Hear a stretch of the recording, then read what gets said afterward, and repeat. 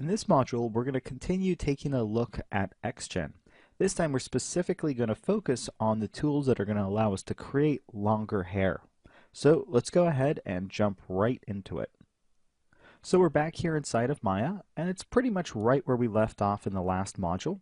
The only difference is I have gone ahead and added another piece of geometry. It's this hair geo.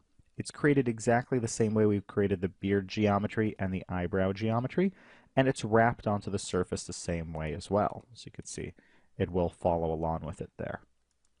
So let's go ahead and take a look at creating hair now. So I'm going to go ahead and select my hair geometry, and I'll also come over here, and there's two ways I can go about creating a new hair description. Now I could actually also come up here and use the XGen editor to do that, but I can go here now and use create description, or I can actually just click right here on this little plus sign and the little hairs right there. So I'll click that, and let's just actually call this one test hair, as this is just going to be a test for this specific clip, and we're most likely not going to continue using this. So I'm going to make sure I select splines. You can see that's what we use for lawn hair. And now we do have some other options available to us. Randomly across surface is going to randomly place the hairs. In uniform rows and columns, you can see we'll put them just as it sounds, in very uniform rows and columns. You can imagine this wouldn't be great for hair, but this would be nice if, let's say, you were creating toothbrush bristles. And we could also use something like at specified points. Now, we could use at specified points, but it would take us forever. This would make a little bit more sense if we were doing something like creating a character such as Gollum, where we don't have that many random hairs. They're very few and very specific hairs hanging off his head, so this way we could be very, very methodical about where we place them. I am, though, going to choose randomly across surface. And then we choose how we control them. We can control them through expressions. This is where we can type in expressions to, randomize length and width and height, and we could randomize movement and all kinds of cool things. However, for actually creating the type of hair we want to create, we want to use and shape these guides, or rather place and shape guides, which is going to be a lot like working with curves. It's going to give us a lot of control over the shape of our hair. So with those selected, we'll hit create. And initially, you're not going to see anything. It's not going to appear the way the hairs did on the beard or the eyebrows. That's because when we're using this system, let me actually give myself a little bit more room there, we actually need to place our individual guide hairs. So to place a guide hair, I'm going to come up here, and it's this button right here. It's a little plus with the guide hair. Don't confuse that with this plus one here, which creates a new description. So I'll grab this tool, and you can see I get my cursor, and I'll go ahead and click to place a hair. Now, as soon as I place a hair, your first instinct is going to be to come over here and click this eyeball to preview it, and you're not really going to see anything. You could try, though, upping your density. Let's say 5. I click, and again, nothing. The reason is that one hair isn't actually going to be enough to begin interpolating. So I'm going to go ahead and place a second hair right here. Now click preview, and you can see now we begin to get hairs. If I go ahead and raise my density, and right now I am on update preview automatically, which is why it is updating there, you can see what's happening here. We kind of have a radius around each hair, and that radius kind of blends into the next hair. And if I were to place one more here, you could see how that starts to work. So that's how we go about actually placing the hairs where we want them.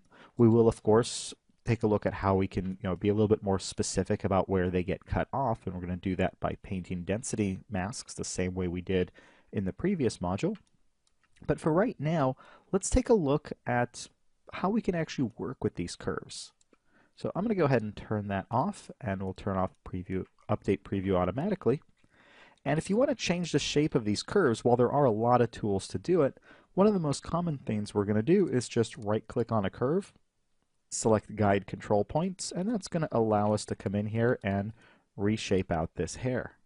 So maybe I'll go and do something kind of like that, just to have the hair kind of appear to lay along the scalp at least a little bit. There, and if I go ahead and preview now, you can see what starts to happen. The hairs that are near this obviously take 100% of that position, and then the hairs that are further off begin to kind of interpolate right there. And you can see I can keep updating here to kind of see how that shape will change as I adjust the shape of my hair. Now, maybe I want to lift that up a little bit more, and you could see how that updates. Now, if I were to come over here and begin shaping these, they're going to blend together a little bit nicer. So let's go ahead and just position this hair right there. Okay. Maybe bring that in a little closer. Preview again. And you can see the hair continues to lay against the surface. You do have to be careful. It can very quickly look very, very flat and lifeless. You might want to work on the shape a little bit more than I am right now. But again, as you'll see, we'll have some other tools to help us in a bit. So we'll do the same with this last one now. Now I'm trying to be careful not to lay this flat because you can see we want the roots to feel like they're actually growing out of the head. So I'm going to try to leave that point about there, which you can see doesn't actually give me a whole lot of points to actually manipulate for my hair. Really effectively I get 2, which for shorter hair that's actually not a big deal, but let's say if we wanted this to be longer hair, that could be a problem. So I'll show you how we can correct that in just a moment. But for right now, you could see the hair is now following those curves. So if we did, though, want more points here, I'll go ahead and grab these hairs. I'm just holding Shift to select multiple hairs there.